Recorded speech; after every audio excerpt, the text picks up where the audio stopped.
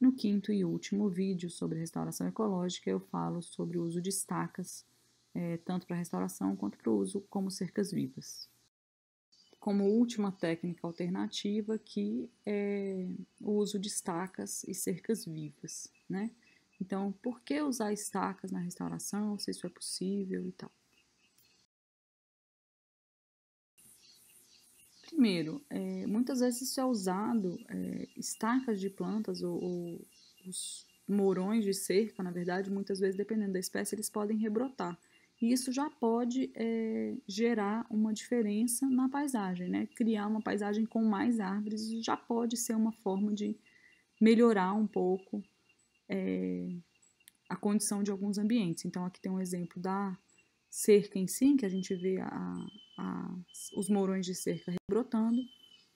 E aqui, em termos da paisagem, como que fica uma paisagem com essas cercas que acabam sendo cercas, literalmente cercas vivas, né? Com árvores vivas fazendo o papel de mourão de cerca.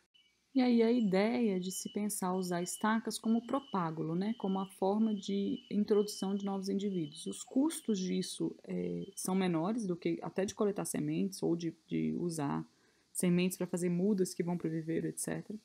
As estacas podem ter o crescimento mais rápido, porque você está pegando já um indivíduo adulto, você pode pegar estacas com 2 metros, 2,5 metros, então as plantas já vão nascer maiores do que, por exemplo, o capim exótico, que em geral domina as áreas degradadas aqui no Cerrado. Tem um potencial de regeneração muito alto em várias espécies, tanto de cerrado quanto de matas secas, aqui no Brasil Central, então tem muitas espécies com essa perspectiva. É claro que nem todas vão ser capazes de regenerar a partir de estacas grandes, mas a gente pode tentar aprender quais são e as que são possíveis a gente usar isso para restauração, para ajudar a fazer cerca viva, inclusive para não ter que cortar plantas inteiras para fazer mourão de cerca e por aí vai.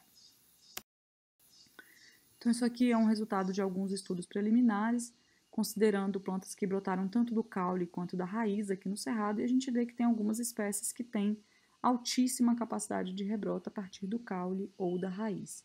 E, portanto, podem sim virar novas plantas em áreas em restauração.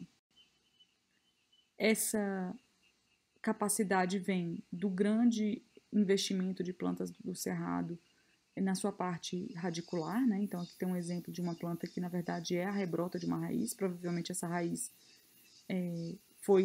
sofreu algum tipo de injúria e rebrotou a partir da raiz e criou uma nova planta, uma parte aérea ali nessa área. Isso é uma área que não foi manejada, né? Uma área degradada, mas que não foi manejada para isso. E a gente vê quando a gente desenterra pequenas plantas em áreas, por exemplo, em regeneração, isso aqui é uma foto de uma mata seca recém-desmatada, a gente vê que o que a gente está vendo, essas pequenas plantas com a parte aérea pequena e fina, na verdade estão vindo de raízes bem grossas, ou seja, uma rebrota de raiz.